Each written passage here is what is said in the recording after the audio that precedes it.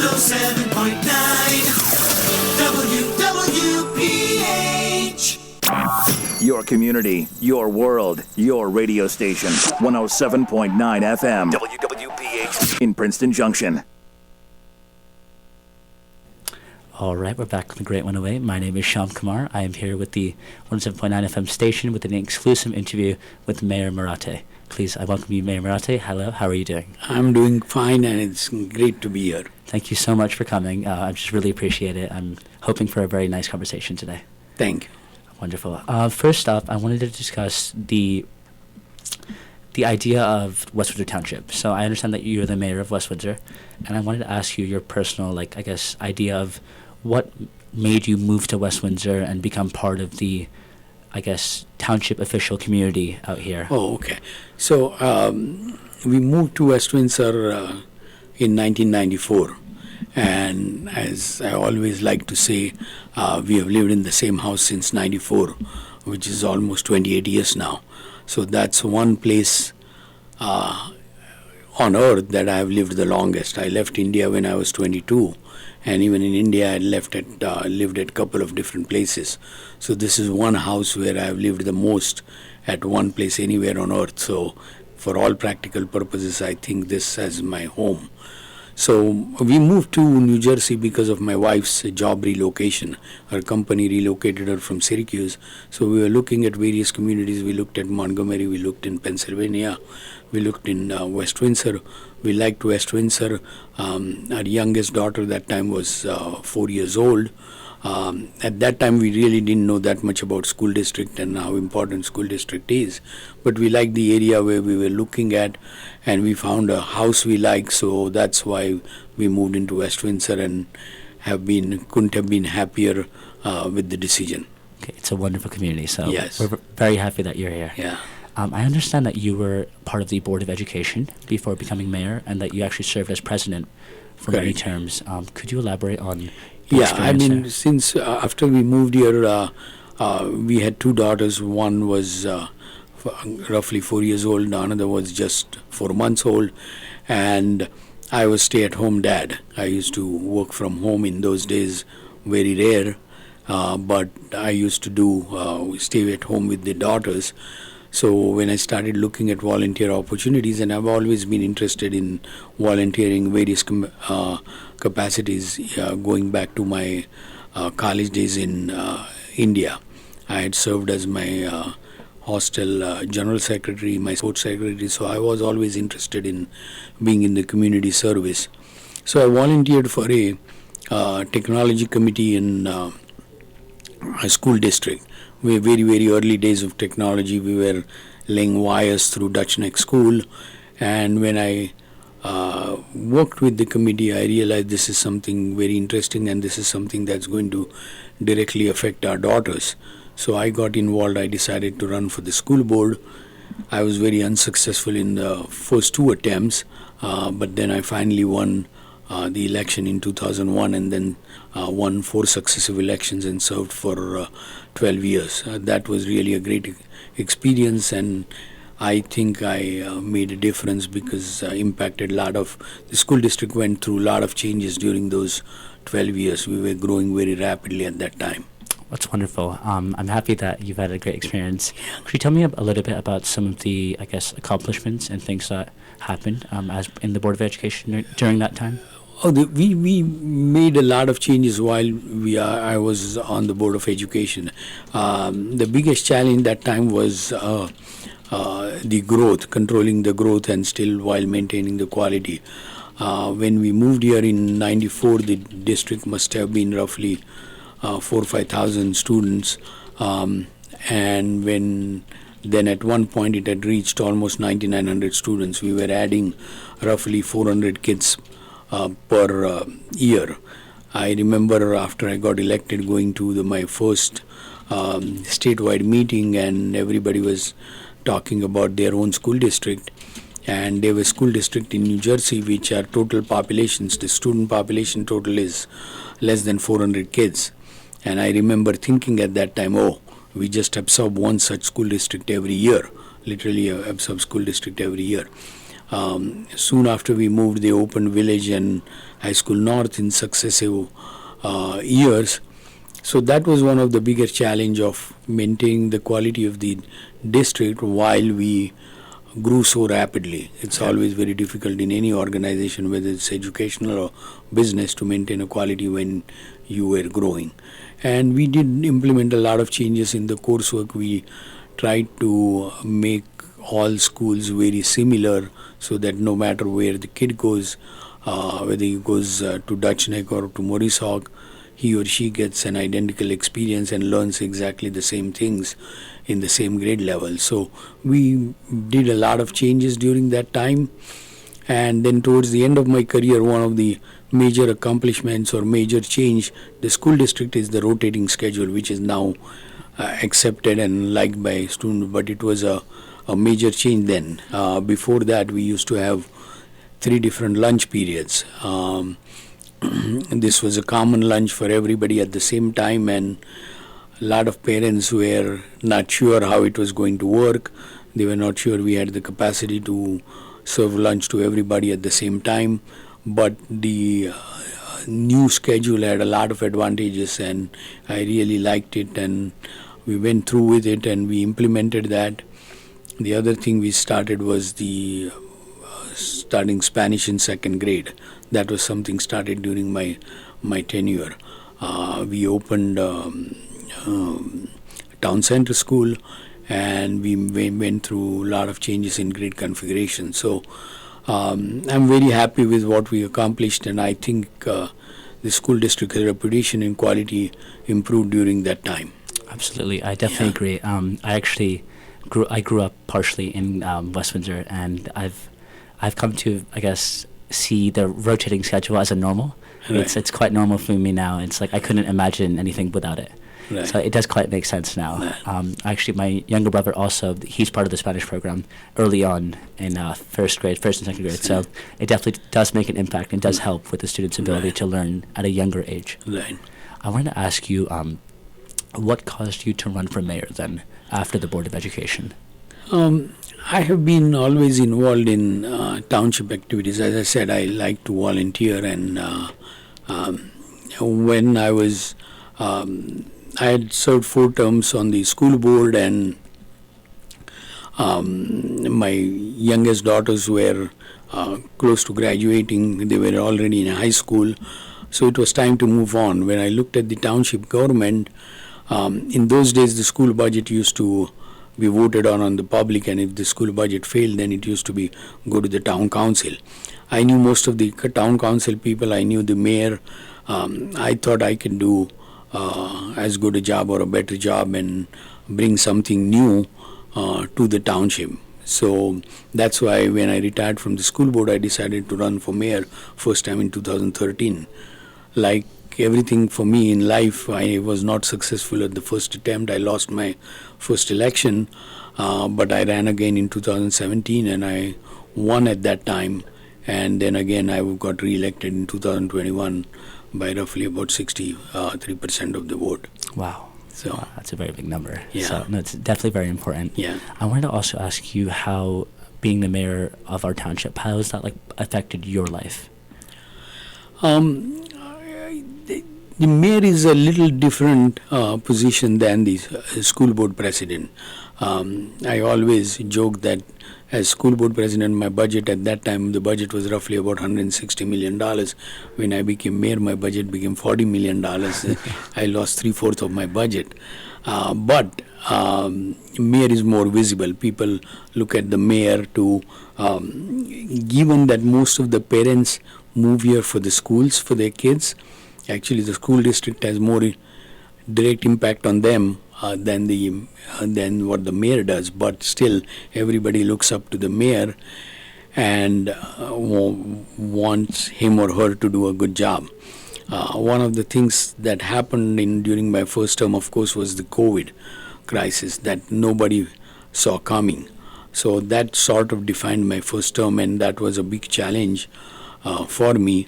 And I believe I handled it well. That's why I got elected for the second term by such a overwhelming majority. So that was something that was unexpected, but that gave me an opportunity to reach out to people, to help people and make a real impact in the community. Absolutely. I definitely agree that the COVID situation was handled very greatly by yourself and by the township officials, in the fact that we were very safe at all times, which is one of the most important things. Right. I also wanted to discuss what some of the responsibilities that you might specifically have. Well, the mayor is actually, as they like to say, the buck stops with me. So I'm responsible for anything and everything that happens in town outside of the school district. As New Jersey's system is, the school district is completely separate, run by the superintendent and overseen by 9 school board members. I don't have very much say in the school district running, but outside of the school district, most of the things that happen in town is my responsibility. For example, I'm in charge of safety. I'm the chief safety officer in town. So I'm in charge of the police, the fire. I get to decide, or at least I get to recommend, approve what kind of development projects happen in town. I get to appoint planning board members who oversee which development projects get approved and what changes to the project are made. I get to decide the budget for the township and how to employ the budget, which projects to do, which projects not to do. So essentially, whatever actions I take determine how West Windsor will look years from now, 10 years from now, 20 years from now. I always say that most of the mayors do things that would help or hurt the future mayors. I'm dealing with issues that were unresolved or not addressed by previous mayors. So it's very rare that COVID is a unique situation where I did something and you see the effect right away. Otherwise, most of the policies you put in place or most of the decisions that you take affect the township in future years. So I like to say how West Windsor will look 20 years from now is depends on what decisions I make now. Okay, well, it's a lot of responsibilities, Yeah. but it's definitely very important for our township and just for our community in general. Right. Could you take us through a regular day of your life as a mayor, just a normal day? I think it's sometimes it's hard to to go in your shoes. No, the mayor, first thing people need to understand, mayor is not a full-time position. There's a pay associated with it, but it's a minimum pay. It's a volunteer job. It's supposed to be a part-time. So it's not like I'm in the municipal building from 8 to 5 every day. So what I own my own business and I run my own business. That I like to say that's my paying job. The mayor has a lot of responsibilities, a lot of meetings, and I usually arrange all the meetings on a given day. I will come back and be in the town hall for most of the day. For example, Mondays are every other Monday or twice a week. Twice a month is usually the council meetings. So on those days, I usually come around noon or even earlier and then arrange all the meetings so I can get them knocked out during that. One of the outshoots of COVID is that now people are very comfortable meeting on Zoom. So I take a lot of meetings on Zoom when I'm not in the town hall. I meet with people on Zoom, talk to them on the phone when I'm not in the town hall. So there is really not a typical day because both my business and my responsibility as mayor are intertwined on most of the days, and depending on what needs to be done, owning a business gives me that flexibility that I can rearrange my schedule and take care of business that needs to be taken care of. Okay, so I think it's just very important for us to see oh, this is what the mayor does on a day-to-day basis. Just because I think sometimes we just say that, oh, the mayor's very far, but no, the mayor's actually very close to us. The mayor's kind of similar to us in some sense, and I think that's very important to keep that human aspect of things. Oh yeah, the mayor is no different than any other resident of West Windsor. It's just that I get to or I have to make certain decisions, and I can't choose both sides. There are many issues where there's no right or wrong answer, and even on the school board, I realize there are many issues where there's no right or wrong answer, but at the end of the day, somebody has to choose. And under our form of government, the mayor has to choose. And mayor makes a lot of recommendations to the township council, and the township council votes on those recommendations either up and down. So that is the fact that you have to accept that any decision you make, there's always unknowns, uncertainty, or there are two sides which you can go either way. But then you have to think about, okay, what's better for the long term? And even though it means a short-term pain, you go ahead and do that because you know that in the long term that is a decision that's better for the majority of the townships. Okay. So that's the burden that you carry as the mayor. Okay, so it's very big shoes. Yeah. Absolutely. So towards the end of last year, a Girl Scout named Shyam Kumar, she helped renovate a volleyball court in Duck Pond Park for like her Girl Scout award project. And I know that like many other Eagle Scout members and projects, whether they be from the Boy Scouts or Girl Scouts, have tried to help out in the community in various different ways. I wanted to ask you how you feel about the different Girl and Boy Scouts helping out in this community and through like their many various projects. Yeah, I mean, when I was in school board, I always encouraged Eagle Scouts or Girl Scout Gold Project to do projects that help the school district. Now that I'm wearing a mayor's cap, I always tell them you should do the project that helps the township. But whatever helps the school district also helps the township. But it's really a great resource. And these projects are very useful, very meaningful. They are meaningful for the kids who do it, both the girls and boys, but they are also meaningful for the residents of town.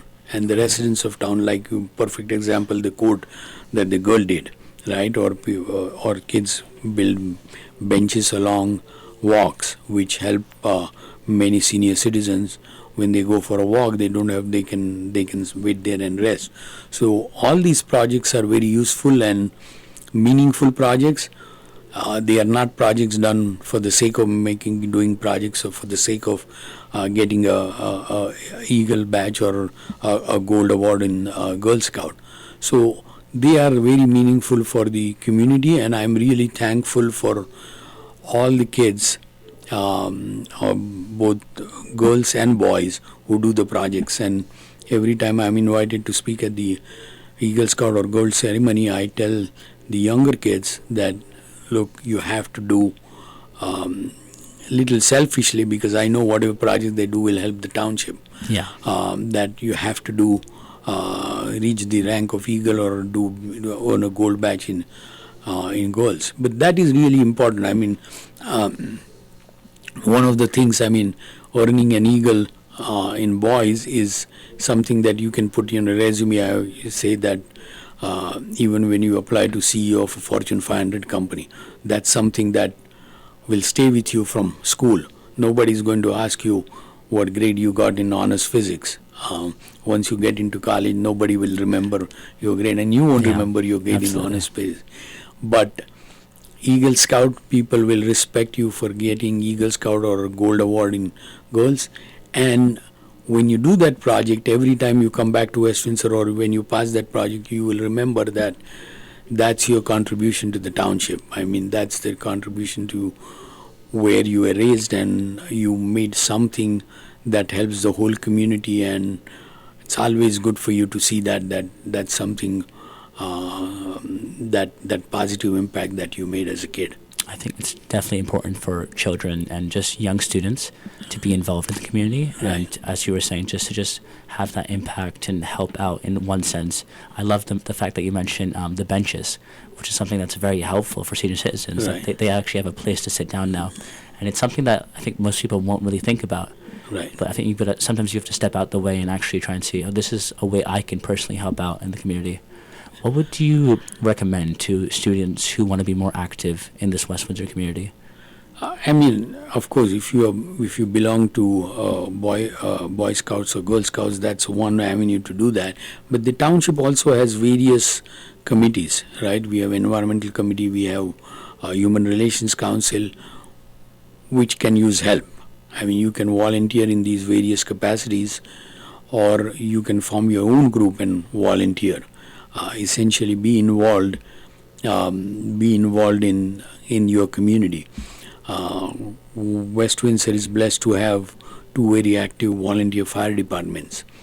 Most people think when you join a volunteer fire department, you will be thrown into a burning fire and you have to fight it. That's not true. I mean, you can of course become a firefighter if you so choose, but these departments can use help in various other forms. I mean, you can be fire police, which just manages the traffic around when they are needed. You can help them with website work. You can help them in fundraising. You can help them in various capacities. And it's great. I mean, most people in West Windsor won't know that the significant portion of firefighting is done by volunteers. We do have a few paid staff, but it's much smaller than what the two volunteer fire companies offer. So you can certainly join them. You can join other groups. We have Bicycle and Pedestrian Alliance. We have West Windsor Farmers Market. And these are all groups outside of West Windsor government. So they are not controlled by the mayor per se. And you can volunteer and join any of these groups and contribute based on your interest. Okay, so like there's many different ways and aspects which you can do. I love the firefighting aspect. I actually have a friend who works in the firefighting in not West Windsor but in Plainsboro, and he absolutely loves it. He loves helping out, and I do know that there are some West Windsor students who are helping out in the community, which is amazing. Right. That's definitely one aspect that people can definitely follow and try and help out in. So if you're listening, you could definitely have a look at the firefighting township. What are the benefits to the community and to the young people when students like really get involved and really help out? I mean, when you get involved or when I get involved, I always say that not too many people will know what I have done, but I will know that that's my contribution. Like I said, if you do an Eagle project, not many people will know that, hey, this is the Eagle project Tommy did, right? Yeah. But that's not important. Tommy knows that he's the one who did that project, and he's the one who made that community better and helped somebody else. So that's your opportunity to contribute. I mean, I always say the Grover principal, who unfortunately passed away in an accident, used to say, make somebody's day today. I thought that was such a wonderful message to all the kids that think outside what is in it for me, right? Yeah. Just think outside and make somebody's day today, and you will feel better, and that person will feel better, and that is your contribution to the society. I think it's super important. Yeah. It actually reminds me of a quote, which is something along the lines of plant a tree for someone who basically you won't know, Right. so that like they can actually enjoy the fruits of that tree and the shade of that tree, even though you might not ever personally know that person. Correct. And when the person sits down in the shadow of that tree, he or she won't know who planted that tree, but you know that you did it, and you did something good for the world. It's that selfless attitude, Right. which really helps out, and Right. it's just super important for us as community members. I think the school and just the environment in West Windsor does a great job of raising their children to be very selfless leaders and activists and helpers in the community. Right. So I think that's a great thing. Right. Wonderful. I wanted to move our discussion to the warehouse situation. So I heard that I know that the West Windsor Township has approved the warehouse to be built next to Quaker Bridge Mall. Could you tell us a little bit about this warehouse and the planning process behind it? Right. I would have been surprised if you hadn't asked me for about the warehouse. People need to know that in New Jersey, each town is required to build certain share of affordable housing, and this is going to be a long answer, so please indulge me in that. No worries. First, let me talk a little bit about affordable housing, because people feel that when you say no to affordable housing, you are against affordable housing. That's not the case. I mean, the best way to make living affordable is to reduce the cost for every student. And because our district is considered to be rich or in the highest socioeconomic strata in the state, we get very little state aid. So most of the school budget is derived from the local taxpayers. Okay. And currently it costs about $18,000 to educate a student. So the more students we have, the higher the taxes are for residents. So the attempt of each mayor and town council, not only in West Windsor but all over New Jersey, in all 500 plus municipalities in New Jersey, is to limit the student growth that can be managed. It's not that we are against new students coming in, but we want something to be managed. Like I mentioned, when we moved here, we were adding 400 kids every year. Now, the 2 years when Village and High School North opened, the taxes went up by 10% plus. Now, in those days, there was no limit cap on the amount of taxes that the school district can raise. Now there's a limit of 2%. So now if we get into a similar situation of uncontrolled growth, it will be very hard for the school district to maintain the quality that we have maintained. Okay. So for example, when Walker Garden opened up, Walker Garden was built new, we literally used to get 3-4 new kids in Maurice Hawk because the kids went to Maurice Hawk almost every week. Okay. It's very difficult. And that makes it very hard for all taxpayers. I mean, it's true that West Windsor is one of the richer communities, but at the same time, people need to realize that we do have residents who are financially struggling. It's not that everybody in West Windsor is rich. And my job as the mayor is to care about not only the rich, but also the poor people who are struggling to stay here given the high taxes that we have. And the attempt to control growth in West Windsor or housing growth in West Windsor is to make sure that these people who are borderline, who are struggling financially, can still afford to live here. Okay. It makes no sense to build affordable housing if that only means that the people who are on borderline, who may not technically be qualified as affordable housing because their income is just above, but they are struggling nonetheless, are forced to move out of town. So all then we are doing is we are replacing one set of people who need affordable housing with another set of people who need affordable housing, which makes no sense to me. Of course. So that's why it's very important for people to understand what affordable housing means. And West Windsor is one of the most progressive towns as far as offering affordable housing. For example, West Windsor has a 25% set aside, which means any new builder who builds housing in West Windsor has to build 25% of those houses has to be affordable. Okay. So for every 3 regular priced house, he has to build 1 affordable house. That's by far the highest ratio in New Jersey. So we are not against affordable housing. In fact, we are trying to do as much as we possibly can to make the housing affordable in West Windsor. West Windsor is also a town which doesn't let affordable housing be built in isolation, in which means we insist that the houses be commingled with regular price housing. So you won't be able to tell that somebody is living in affordable housing or somebody is living in regular price housing. That's very important. There are a lot of towns, including some towns in Mercer County, which will allow the builder to build affordable housing in one section or segregate affordable housing. West Windsor has never allowed that under previous Mayor Shea or under me. Okay. And if you come to the planning board, you will realize the planning board members spend considerable amount of time making sure that people who live in affordable housing get same privileges and treatment and things that are built in regular price housing. So West Windsor, neither West Windsor Township nor I am against affordable housing.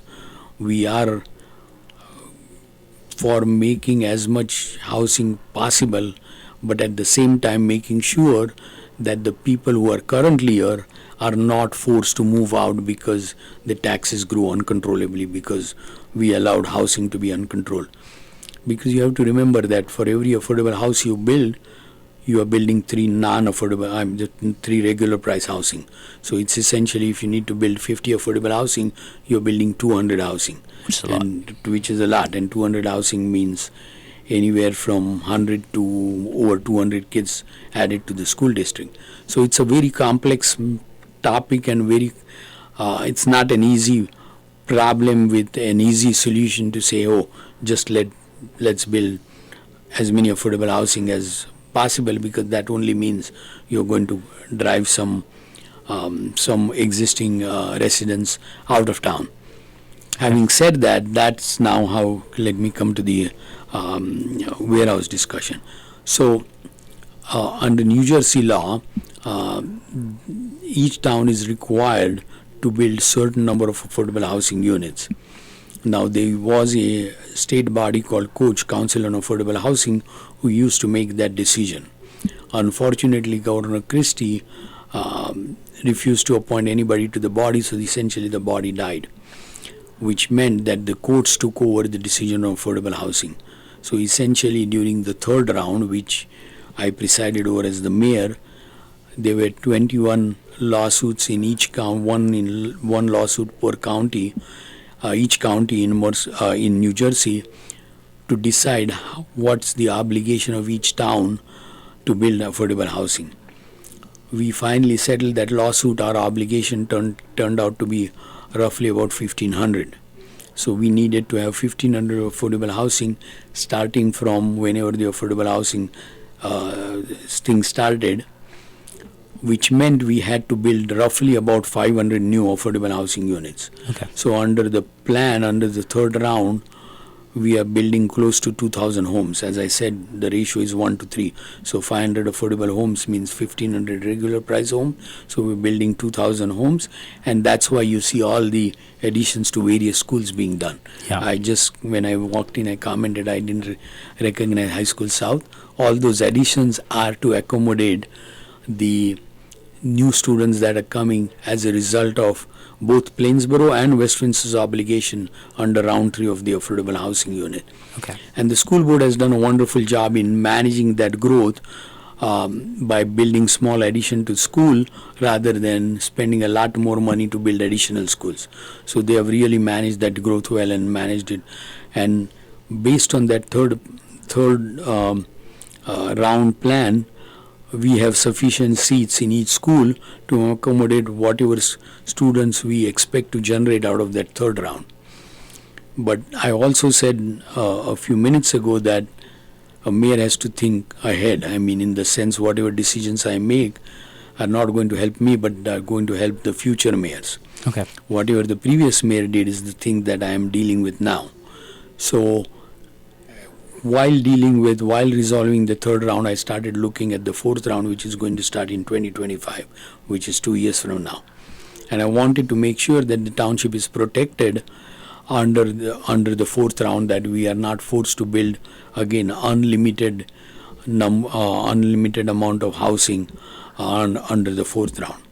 Now, that's a problem with our success. I mean, we can blame ourselves because our school district is so good and we are such a good, desirable community. Yeah. Everybody wants to move here. Absolutely. Which means the builder would love to build homes in West Windsor. Nothing against other towns in Mercer County, but every builder would love to build homes in West Windsor. So whenever the affordable housing lawsuit starts, West Windsor has target on their back, because every builder says, hey, West Windsor needs more housing and let me build more housing. My property is the prettiest. Okay. So I should be allowed to build housing. So I started looking at the fourth round and trying to see how the township can be protected in the fourth round. So under the third round, we chose 3 properties where the builders could build affordable housing. The 2 properties that were not chosen where the builders sued the township, filed a lawsuit saying that West Windsor our property was better than the properties that West Windsor chose. Of course, everybody will say that my kid is the best, right? Every parent would say that. Every developer would say my property is the best suited. So if I had done nothing, then those 2 properties would have been the natural choice in the next round, which is 2025. One of those properties was the Howard Hughes property, which is roughly 775 acres. Most people need to realize that's the property that's almost the same size as Princeton Borough, the old Princeton Borough, and that property is larger than 50 municipalities in New Jersey. Okay, So wow. that's the size we are dealing with. It's not a small land. It's Yeah. a big land mass. Massive. Yeah. So of course, when you look at 5 million, people say, "Oh, 5 million square feet," but given the size of the property, that's the appropriate size. I mean, that's the big. So if we had done nothing in the next round, that property could have easily hosted 3,000 apartments or even higher apartments. Given the density under which we are building, that can accommodate as many as 6,000 apartments Wow. at that density. Now, when people say of traffic, even 3,000 homes on that property would generate a lot more traffic on Clarksville Road, because all those parents will be coming to Hawk and High School South, or going somewhere to drop their kids, going to McCaffrey's for shopping, or going in town to attend school events or attend their kids' games, etc., etc. So those kinds of things. And then the tax impact on West Windsor would have been tremendous. So I wanted to make sure that that West Windsor protected under the next round, which starts in 2025. So when we were talking to the developer said, "Okay, I can build warehouses instead of housing." So I said, "Fine," and we agreed that they can build certain number of warehouses, roughly 5 million square feet. Given the size of that property, it's not that big a warehouse. The other advantage of warehouse is that it will generate $14 million in tax revenue. Wow, For the okay. township, and 60% of that goes to the school district. Wow. So the school district will benefit a lot by those warehouses. I fully expect the warehouse is sort of ideal location. It's 2 miles from 295. It's right on Route 1. It's right on Quaker Bridge Road. It's very easy access to 295 and to Turnpike, to Philadelphia Market, to the ports. So I don't expect a lot of truck traffic to be generated by those warehouses within West Windsor. Yes, there will be traffic on Route 1, but the amount of traffic currently on Route 1, the amount of truck traffic currently on Route 1, where the trucks have neither the source or the destination in West Windsor, they're just passing through, is many, many times more than whatever traffic these warehouses will generate. Okay. So the traffic on the warehouse generate will dwarf whatever we currently dealing with, having zero benefit to us. So if we had not made that tough decision, again, one of the other things, as I said, is like as the mayor, I have to choose between two not good alternatives. I cannot be wishful thinking, or I can't say I don't want to choose, I don't like either. I have to choose between the two, because those are the only choices, and buck stops with me. So as undesirable as warehouses are, warehouses is 100 times a better option than allowing 3,000 plus homes on that property. And if given a choice again, I would still make the same decision, because I think in the short run I will take political hits from people who see that as an opportunity for election. 15 years from now, West Windsor is better off in generating that $14 million tax revenue and making sure that school districts is allowed to maintain the quality that we have by not allowing unlimited growth in student population. Wow, that's a lot to unpack. But so basically, this actually helps the West Windsor community and the school district in terms of money and revenue. Oh, absolutely. That's why you saw when I ran for election in 21, I made clear that I was that settlement was one of the good things in my first term, along with how we managed COVID. And majority of people agreed. I mean, people knew that warehouses were coming on that property, and I've always been upfront as to why warehouses is a better approach, better solution than housing. If you take a poll, most people, 90% plus people will not choose warehouse as their first option, but at the same time, majority of people would still choose warehouses with tax revenue and with traffic not coming in West Windsor over having 3,000 plus homes on that property by an overwhelming majority, because majority of people understand what having homes on that property means. And there will be people who say those are not the two choices. But that's just wishful thinking. The way our system works, those are the only two choices. And if you don't choose, then the choice is forced on you. And you're always worse off with the forced choice than a choice you make where you are allowed to make some compromises. May not be ideal choice, may not be your number one choice, but still you got to choose and you got to do the least damage to the township. Okay, so in the long run, this would end up helping and actually giving a sort of benefit towards West Windsor, towards the community. And even though, because the reason I mention this is because I've heard some residents and some neighboring towns questioning the warehouse and I guess some of the issues, which I think you greatly covered, regarding traffic with the trucks and yeah, sort I of mean, those type of again, issues. I mean, I would again point out that currently there are more warehouses in Hamilton, square foot wise. Okay. Total currently existing warehouse in Hamilton is more square foot wise than all the warehouses that will be built in West Windsor combined. Currently we have no warehouse, right? Yeah, absolutely. All the trucks that from the warehouse in Hamilton pass through Old Trenton Road, pass on some truck pass on 571. Occasionally you see a truck on Clarksville Road. So all those trucks are passing on Village Road without us benefiting at all. Yeah. We are 40% of traffic going to Costco goes through West Windsor. Lot of traffic going to Quaker Bridge Mall goes through West Windsor without us benefiting anything whatsoever. So it's not as if we have been putting up with traffic from other towns for all these years I've been in West Windsor without complaining. I understand that's our obligation and do it. The other source is train station. We provide train station to all the neighboring communities. I would suspect 60-70% of traffic coming to train station is not originate in West Windsor. These are people in surrounding communities who come to West Windsor, who travel on Clarksville Road, who travel on 571, who travel on North Post Road, which create traffic issues and highway traffic within West Windsor. And we have managed that for so many years. So just the complaint that neighboring towns complain about it is really not a fair. Yeah. Because we have done our share. As I said, majority of trucks passing on Route 1 do not originate or end in either West Windsor or Lawrenceville. And those by far are many times more than any trucks that this warehouse will generate. Okay. So we have put up with that. We have handled them. So it's a completely unfair criticism to say that, oh, West Windsor is going to benefit and everybody around it is going to pay for it. West Windsor pays for it too. And West Windsor has paid for it for a number of years. So it's a very, very unfair criticism that is leveled against the town. Okay, but now this could actually serve as some benefit, and it wouldn't change too much in terms of trucks coming in and out because, as you've already mentioned, they already presently come into the community. They pass on Village Road. I mean, I always say there's a Walmart on 130 in East Windsor. A lot of those trucks go on Village Road.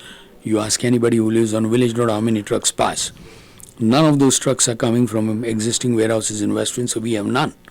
Right, so we are dealing with truck traffic generated in other surrounding communities right now.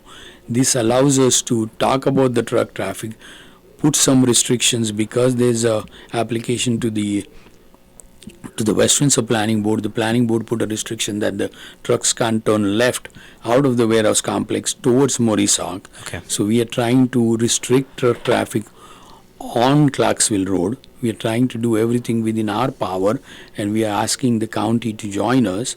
And from a truck driver's point of view, there's no point going through smaller streets, these big trucks. It's not easy to drive the big truck. Yeah. So from the truck driver's point of view, the easiest path is to just take Route 1 to Route 18 to Turnpike, or going to Philadelphia, just take 295, which is 2 miles down the right. So people will... Politics is politics. I mean, people will use the opportunity to create fear. I mean, people in early days were saying, oh, the Clarksville Road is going to be 8 lane in front of high school. Absolute nonsense. Yeah. I mean, there's no room to put 8 lanes or in 6 lanes or even put one additional lane in front of high school. So those are all fear-mongering things that happen in election time. That happens when people don't like certain things. But as a ordinary citizen, you can say I don't like any of them and don't do anything. As a mayor, I don't have that choice. Yeah. I have to choose between the alternatives, and I have to make a decision, as I said again, which is best for the township 15 years from now. And I hope a mayor, whoever is mayor 15 years from now, will thank me, because there's nothing there. I mean, I always like to point out that Quaker Bridge Mall wanted to be built on that side. Okay. Whoever was the mayor at that point said no. The Princeton Hospital wanted to go on that side. Who was the mayor at that point said no. If those mayor had not said no, we wouldn't be talking about it. I would be thanking them. Okay, thank you. Now the warehouses are going in Lawrenceville, because that space is open. So, as I said, hopefully I'm solving a problem for some future mayor, that he doesn't have to deal with a big, huge project on this side, because we know what we are getting, and we are to compensate us for the trouble. We are getting roughly $14 million in tax revenue, which is quite substantial. Definitely is, 100%. Can you talk to us about the timeline of the warehouse in terms of the project being built? These projects always take a very long time. It's not something that happens. The ideal example I give you is, if you pass near the train station, you will see the project taking shape, which is going to have 800 units near the train station. That project was approved in 2007. Yeah. That's almost 14 years ago. Right? Now, warehouses may not take 14 years, but they won't be built tomorrow. So it will take at least few years. The planning board put certain very strict conditions to protect residents of West Windsor. For example, they must get an access to Route 1 before they can even pull a permit. Okay. They can't turn on Clarksville Road. So I don't expect them to be built relatively soon. It may not take 15 years, but at the same time, they are not going to be built in 2023. So how long it would take entirely depends on how the economy develops, what the need for the warehouse is, and a lot of other factors that I don't control, or none of the residents in West Windsor control. Okay. And again, one point I would like to make is that people are building warehouses because people want to shop online. I mean, at one of the council meetings, when the opponents of the warehouses came, I asked a question, okay, raise your hands if you take a pledge not to buy anything online. And 2 out of whatever 30, 40 people raised their hand. So people do want to buy online. People want delivery within 1 hour, but they want the delivery to come from some other town, not. And that's completely unfair. Yeah. I mean, if people need to make sacrifices, stop buying online and stop saying, I don't need that next day. If it comes next week, it's fine. If it comes from Kansas, it's fine. And then nobody will build warehouse here. New Jersey is not a inexpensive state to operate. So they build warehouses here because there's a demand for warehouses. And because there's a demand for warehouses, because people want to buy online and people want delivery within 1 hour. So when we came here, there's a quote from Mahatma Gandhi on your wall. Yes. Be the change they want to be. So if people don't like warehouses, they should take a pledge and not buy online at all. Okay. And not demand a 1 hour delivery. And then the need for warehouses will go out. The project is approved, but nobody will build it. I mean, these are businesses. They will do what makes business sense to them.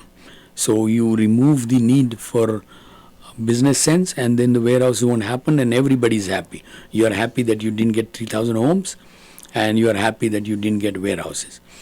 And one last point I would like to make is there's a lot of talk about I forgot the word it's called, but these warehouses are going to offer a lot of jobs for people in Hamilton, people in Trenton, the jobs that are needed, right? So from a social equity point of view, we shouldn't say that, oh, we are a rich town, so you shouldn't build warehouse in our town.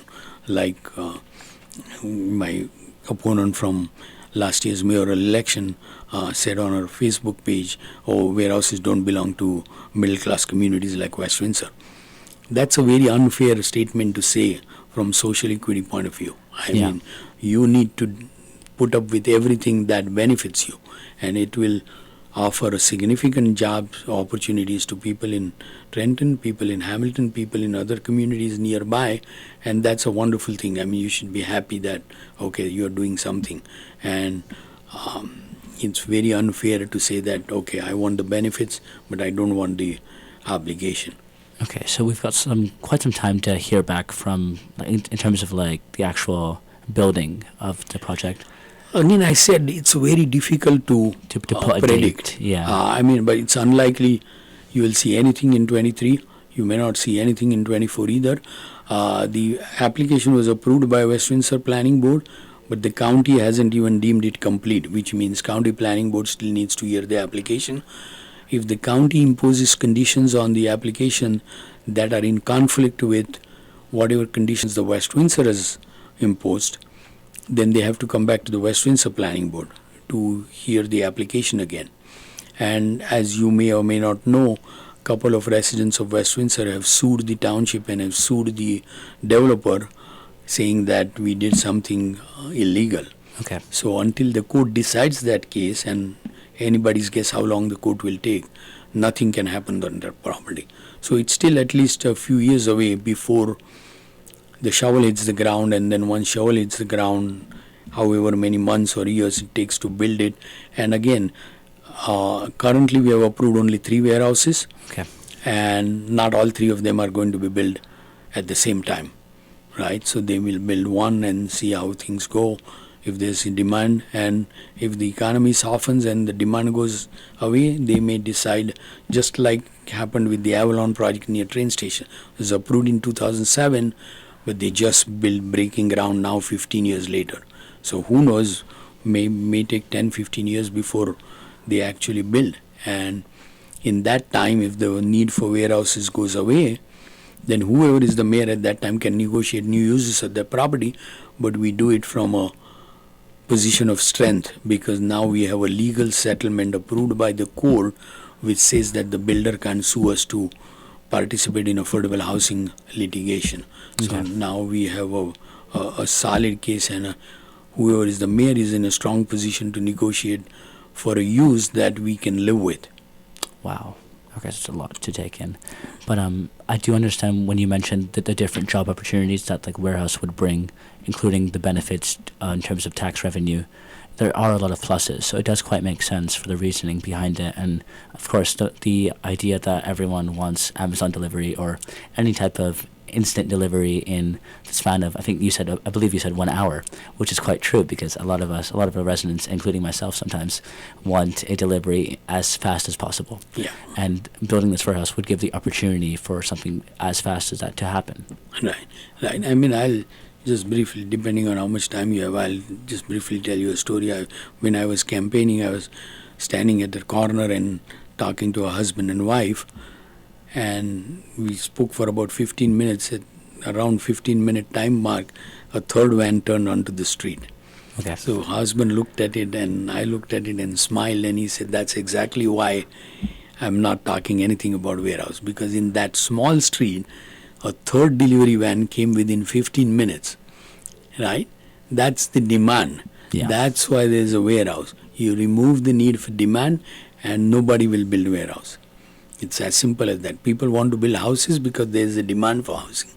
And there's a demand for housing because the school district is so good. Right? So we are competing between the two things that people want. People want warehouses, people want housing, or people want services provided by warehouses, people want housing. And from West Windsor's point of view, limiting housing and increasing warehousing is better long term, both from the school district point of view and from the taxes point of view. Okay, that makes a lot of sense. Before we move on from the warehouse, would you like to mention any last things regarding the warehouse and that settlement being built? No, I think the settlement agreement is less of two evils, as I said, for the West Windsor resident. And when I have talked to a lot of people over the last year or 2 years, and the people who are opposed to the warehouse are very vocal and very adamant.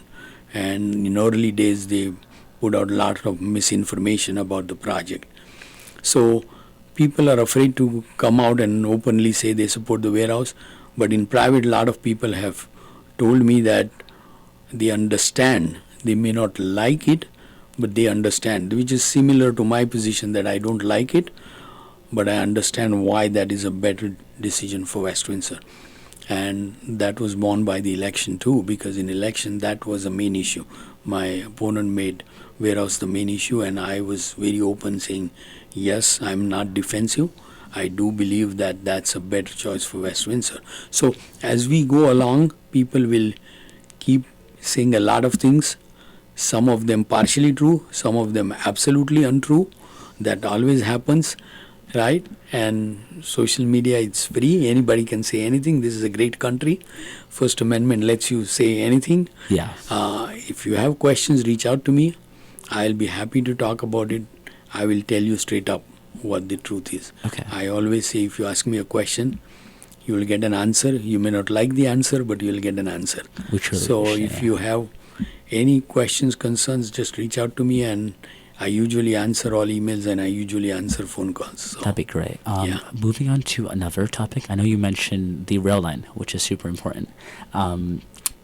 It's been a long time, 15 years in the making, as you just mentioned. The Dinky rail line system, which runs between the Princeton Junction and Princeton train stations, are now there's now a talk of them being repurposed into different alternatives. right. Could you tell us a little bit about those alternatives? Yeah, I mean that's a project that the NJ Transit is doing. So they are doing the study. They are paying for the transit, but at the same time, I mean my role as mayor is to make sure that interests of West Windsor residents are protected in whatever decision is made in that. So I made sure that when they made a presentation, they made it to West Windsor residents, which was open to anybody who wants to look at it. At the present time, they have not made any final decision. These are just ideas. They have said what they definitely will not do, but they have not said what they will definitely do. And I, as a mayor, will make sure that whatever the final outcome or final decision is in the best interest of West Windsor residents, and we get something out of it. For example, I have no objection if they provide a bike path or a walking path from here to Princeton downtown. Perfectly great idea. I mean, absolutely fine. But if they want to put additional stations where we don't want it or outside somebody's house, then I would definitely oppose it, and I would definitely do everything within my power for that to not happen. So it's depending on exactly what they decide to do and how they decide to do it. It could be a great project for West Windsor. It will connect us to Princeton, and we are building most of the people say that they like to go to Princeton, but we are also building kind of West Windsor downtown near train station. So I am very optimistic that 3 years from now, 4 or 5 years from now, West Windsor will be as vibrant, and Princeton folks will say, hey, I want to go to West Windsor and use some of the services and things that are provided by the town. So. Okay. So basically, the talks are still up in the air in terms of the official plan. So we don't really totally know exactly what would happen in the Dinky rail line system.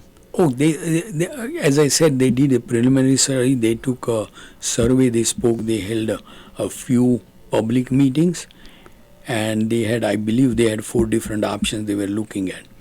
So they definitely said which options they will not do. Okay. And those were the options that we didn't like at all. So Okay. I'm glad that they said they didn't do. But they haven't chosen the final option yet. So whenever they choose the final option, I will make sure that they talk to West Windsor residents and me as the mayor, and we have an input into whatever final decision is made, and we get something out of it for our town. Okay. Yeah. That makes sense for sure. Yeah. You mentioned the West Windsor downtown, which would be amazing. Like coming back Yes, in a few years. yeah, I mean, not only there, but we are working on a project for 571 too, between Clarksville Road and Cranberry Road. The 571, which is currently hodgepodge, is going to be a 3-lane road with a turning lane in the middle, with a bike path on both sides of the road. So it will be a lot calmer road, a lot smaller road, and it's going to make the whole area between Clarksville Road and the train station or the Dinky Bridge really nice, and hopefully will make West Windsor very vibrant. Okay. Are there any other more plans regarding West Windsor downtown or the potential idea of it? Right now, even the building behind Ellsworth Shopping Center is being developed. I mean, I was very happy to see Ellsworth Shopping Center is thriving. We were there at the last weekend and for opening of 3 new businesses, a martial arts studio, a person providing social media and other media related services, and then the real estate office.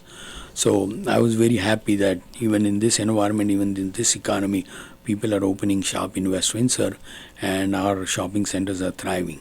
So I was very happy to see that. Okay, definitely.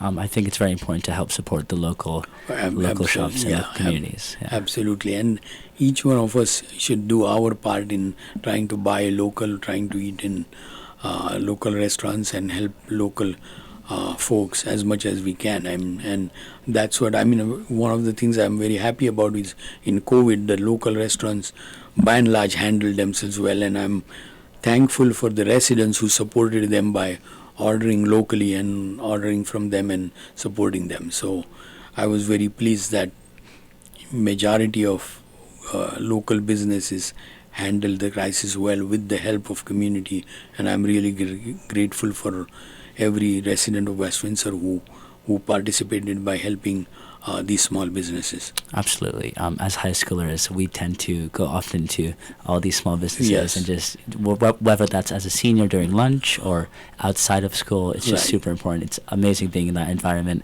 that nice small town environment, and Right. just being able to partake in the great restaurants and shopping centers available in the area. Right. It's quite great. Right. I also wanted to discuss the senior citizen tax assistance that was put out in the press release I believe a couple days ago. Right. Could you tell me more about that? Yeah, I mean, one of the things is that we have a very vibrant and active senior center. Any senior in town, it's free for use. Any senior in town can go there. There's a lot of people, including my mom, goes there 4 times a week. You can play cards, you can meet with other people. They offer a lot of exercise classes. They offer a lot of arts classes. There are a lot of choices you have. So, and if you can't drive, then they offer a bus service, a limited bus service, but they offer a bus service which will come pick you up from home and drop you back at home. So it's a very active and very vibrant senior center. Okay. And one of the services that is offered is tax assistance for people who need it. So if you're a senior, you don't know how to do taxes, and taxes get more complicated every year. They have qualified help through AARP, where people will come on Tuesday and help you do your taxes. So that's just one of many services that the senior center offers. So if you're a senior, you should explore that. You should see what other services they offer that you would like to use. And it's a great resource for the community, and I'm very happy with how it has developed and how active it is. That's wonderful. No, I think that tax assistance would be super important. Yes. And it's just, again, as you mentioned, it's just very helpful. Right. Very needed Right. as well for the Yeah, community. absolutely. I mean, the other thing that senior center does is flu shots. They will do, and especially during COVID, you didn't have to get out of the car. They just gave you flu shots in your car. So that's one thing that they run. So a lot of services that West Windsor Health Department runs through the senior center, the rabies clinic and stuff. Just go on the township website and find out what kind of services are offered. The other thing I'll encourage is that the township has an email list. So if you put your email on that list, you will get information about everything that goes on in town. So you will get agenda notices for all town council meetings. I mean, one of the things that people were complaining about warehouses, we didn't know, which is truly unfortunate because we put out a lot of information about that well ahead of time. But if you sign up for the email service from the township, then you have no excuse. Yeah. I mean, the only excuse is I didn't read the email, then nothing I can do.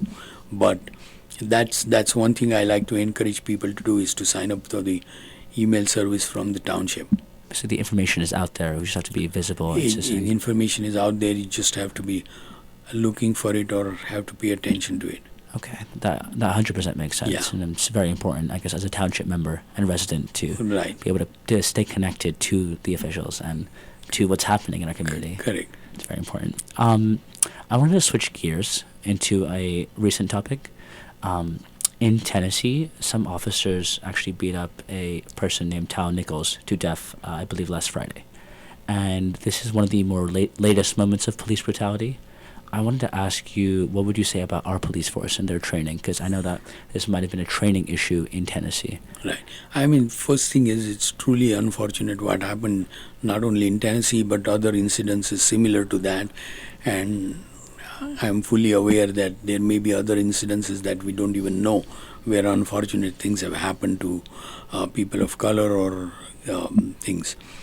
Having said that, I mean, this issue was forefront when 5 years ago, after I became mayor, the school district made a proposal to appoint class 3 officers in school. And there were some parents who were very vehemently opposed to having a police officer in school because of the fear. Okay. But again, I'm very proud of our police department. Our police department does extensive training and in all kinds of things. And if anything, the biggest complaint I get from residents is that the police don't write enough tickets. Okay. They are nicer to people. They don't write tickets. But I talk to the chief very often, and just not just me being mayor, but previous mayor and the mayor before that, and the two previous police chief. I've been here since '94, and I've rarely heard complaint about West Windsor Police Department. Doesn't mean we are perfect, but we go through extensive training. Our officers, we choose our officers very wisely, and when we appoint a new officer, the officer has somebody to look up to, because we have other officers who have been here for a number of years and they set a good example of for people to come. And when 5 years ago, when we were talking about this class 3 program and people were worried, concerned, my answer to them was that, look, there are police departments who are not good, or who are biased, or who do things that they shouldn't do. But the answer to that is not to say no to police, but rather to establish a model which will be a model for the rest of the country to say that, oh, this is how our police department should work. And I am truly proud of the West Windsor Police Department. We are one of the model departments for not only New Jersey but for the US, that's how the policing should work. Yeah. They are very emphatic, and the number of calls they handle every day is phenomenal, and the number of issues they deal with. And I can't talk in detail about that simply because of I want to respect everybody's privacy, but as a mayor, I am privy to information that they do. And it's truly remarkable how well they handle calls that are very, very difficult. And issues that are very, very difficult to handle, but they handle with sensitivity, they handle with empathy, and they always, the amount of emails I get praising our police officers is phenomenal. And so as a mayor, I always feel happy to read emails like that, because if you have a good experience, very few people take the time to sit down and write an email. My experience is for every one email you get saying good things about the police, there are probably 10 or 15 who had good experience, never wrote. Yeah. Whereas if you had a bad experience, 9 out of 10 people will let you know that, hey, somebody did something wrong, right? So that makes me very happy. And if somebody has any complaint or concerns, we talk about, we do take care of it, and we always try to improve ourselves. We always look at, okay, what we can do better. So we don't go with the attitude that we are perfect. We do extensive training, and we are always on the lookout that something like that doesn't happen here. And because of our training and because of our culture, and they are very much aware of how our township looks. It's a very diverse community. Absolutely. So it's not like they've probably seen people from most parts of the world, right? So they're very much aware of cultural differences, and they're very cognizant of it. And the chief and some of the lieutenants attend a lot of township functions, so they know they are very visible to the community. So we can always keep continuously improving, but we are very proud of that, and the likelihood of something like that happening is very low to none, given our training and given our culture over the last 30 years that I have witnessed since I have been in this town. Yeah, I definitely agree with you. The police are very respectful here, very empathetic. And Right. those are just qualities that I believe, as you mentioned, America should follow as a whole. Right. Just those ideas and those ideals. Right, and you always need to have an example. I mean, they always say you cannot just say don't do bad habit. I mean, the only way to get rid of bad habit is to replace it with a good habit, right? So they are bad police departments, but the anecdote to that is to establish a model of a good police department and show how a good police department should look like. Yeah. And I think we are more towards a good side than the bad side of the police department. Absolutely, I definitely agree with that. Recently there have been some, I believe, like remarks, not in Western, but like in America, with the regards of being anti of certain cultures, for example, anti-Semitism, or anti of any other culture along those lines. And these tragedies and these incidents have been increasing. How does West Windsor help ensure that diversity, equity, and inclusion are still like respected traits of our town? See, again, I mean, going back, I don't know if the incidences are increasing or because of the social media, more people are aware of it. Yeah. Like when I moved to West Windsor, probably before you were born, there was an incident about dot-busters, where certain, as you know, a lot of Indian women put a red mark on their forehead as a sign of marriage. And a lot of Indian women were attached in certain parts of New Jersey, and they were called dot-busters incidences. So things like that have been happening. It's just that with the social media and so much access to information, it's a lot easier to find out. I mean, 30 years ago, the word viral didn't exist. Yeah. Now everything goes viral very easily. But coming back to what we can do, again, going back to the quote on your wall, Gandhi's quote, be the change you want to be, right? So it's the responsibility of each of us to be civil and to set an example. Like I have to set an example to my kids and my neighbors and my friends. And if my friend says something inappropriate, I should have enough courage and enough skill to tell him, hey, that's not good. I mean, that's something that you shouldn't say, or that's something that's not appropriate. Yes. I should have enough courage to say that, and I should be comfortable in saying that. So it's up to each one of us, and and the other point I make is, it's very easy to say, oh, we should be all civil, but then you observe how people behave. Like if you don't like the warehouses, just see how they behave. Yeah. Right? The people behave. So again, I want West Windsor to be a model to the community. It doesn't mean we all will agree. Nobody. I mean, I say I don't agree with my wife all the time. I mean, if two people agree 100% of the time, then one of them is not thinking. Right? We are human beings. We are given a brain to think independently, and we will not agree. But when you disagree, how do you express that as a disagreement?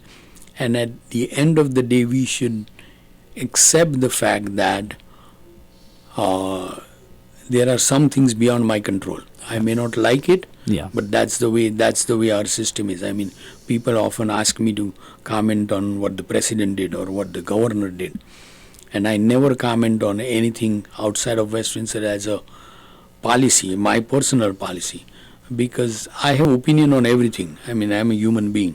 So if I tell you I don't have an opinion, I'm lying. I have opinion on everything. Absolutely. But me commenting on president doesn't care what Hemant Marathe thinks. He doesn't even know whether it's a Trump or Biden.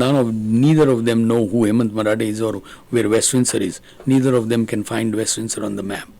So why waste my time trying to comment on them? I'll keep my opinion to myself. Similarly, governor.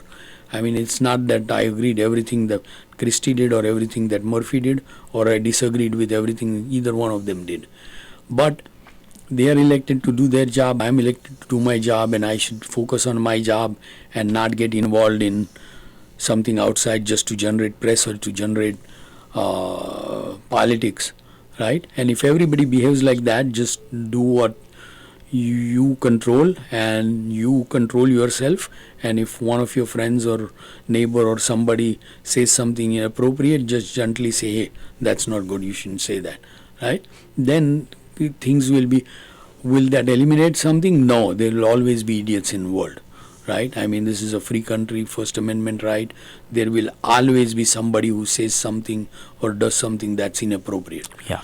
But our aim is to minimize those and marginalize those people and say, hey, they are not the norm but an exception, right? The norm should be that we are all good people. We may not agree on everything, but we get along.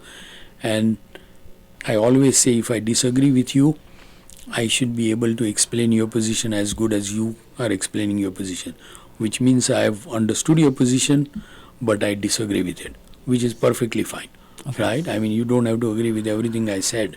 Nobody agrees with everything I said.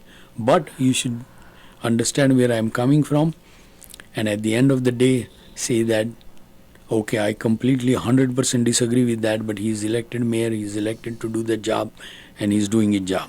So whatever I do, I will do with legal means. If I want to run against the mayor or do campaign against him, that's perfectly fine.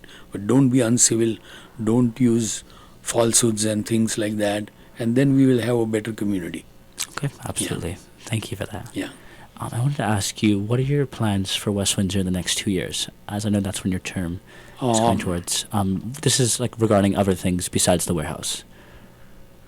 Oh, beside the warehouse. Oh, well, yeah, I mean, there's warehouse. Actually, nothing has happened, as I said, other than the planning board approving. But a lot of projects are going on in West Windsor. As I said, under the third round, we were required to build 2,000 homes in West Windsor, and all those projects have been approved. Okay. One I mentioned near the train station. If you go on Meadow Road, you will see land cleared on both sides. There's going to be a hotel. There's going to be some apartments on either side of that Meadow Road, right? West Windsor is an extremely busy place. I mean, the amount of revenue we generated through permits, through the construction activity last year, was roughly 30 to 40% more than the revenue we generated the year before. Okay. So Princeton University is building a big campus in West Windsor, right? So there are a lot of projects going on, a lot of projects that have been approved, a lot of projects that are on the planning, in the planning stages, that will keep me busy for the next 3 years of my term. And all projects are done with the simple question whether that will leave West Windsor better after the project or not better after the project. Yeah. If it's better after the project, then there will be some people who won't like it, but then I'll still support it because that moves us forward in the right direction. And nothing in life is perfect. No project will be perfect, but if that moves in the right direction, then I will support it and I'll try to move it forward. Okay. So we're trying to do as much as we can. One of the things that I would like to get done is the Penns Neck bypass, because Washington Road bears brunt of the traffic that from West Windsor. I mean, everything that happened from 94 onwards since I moved, everybody goes out on Washington Road. So they bear brunt of the traffic. So Penns Neck bypass has been talked about since I moved here. If SRI suggests any project, I would like to get it done. I have told them that has to be built if they want to do anything on their property. So that's one of the aims I have, one of the dreams I have, that I am able to, may not finish, it will unlikely to be finished during my next term, but at least I set it up so that future residents and future mayors can enjoy the benefits of that, and it will make the township incredibly better if that bypass gets built. Okay. Are there any other issues in West Windsor that you would like to discuss and ways that we're helping solve? I mean, as a mayor, I'll always say this is perfect, right? No, but people do contact me. You can send email to mayor@westwindsortwp.com, and I usually respond to the mayor. I respond to the comments. A lot of projects are going in West Windsor, so that's keeping us busy. I just want to encourage residents to stay involved. Stay involved in, even if you can volunteer in certain way, great, fantastic, but at least stay involved, get involved, give your opinion in respectful manner. Always something good comes out of it. When I hear people give me suggestions, I always keep thinking, oh, okay, I didn't think of that. That makes the decision that much better, right? So always give suggestions, reach out, be nice to your neighbor, be nice to your friends, be involved, and just remember that we are a community and we are here for each other. And anytime you need help, reach out. Or anytime somebody reaches out, help, and let's make West Windsor incrementally better every day. Thank you. That's been great. Last call for anything else that you would like to add to today's interview. No, I'm glad I came. As I said, I came here after a long time, and I'm really thankful you thought and invited me. It's great to talk to kids. I mean, as I said, the kids do a lot of research before they talk to me, and I'm always impressed with the quality of the program that West Windsor Plainsboro has, especially in radio, TV. And I'm glad Mr. Allison, great to see him. As I told you, my daughter went through this program, and I'm really glad that it's thriving, and a lot of kids are in the age of computers and becoming doctors and lawyers and stuff. People are still interested in media and communication and radio and TV, and that's great to see. And best wishes to you, and best wishes to all the students in this program. Thank you so much. Thank you again for coming over here to talk about all these issues and just different things in the West Windsor community. It's so helpful and super important for us as West Windsor residents and also as young students in the community. Thank you very much for having us. Best of luck with your college, and I know you will be gone next year, but whoever is here, I hope they invite me back. I love to come back and talk to the kids. Wonderful. Thank you again so much. Thank you. This has been The Great 108. My name is Shyam Kumar, and this was our live exclusive with the West Windsor Township Mayor, Mayor Marathe. Thank you very much. Thank you for having me. We'll be back on The Great 108 later. Thank you. We're tuning out now.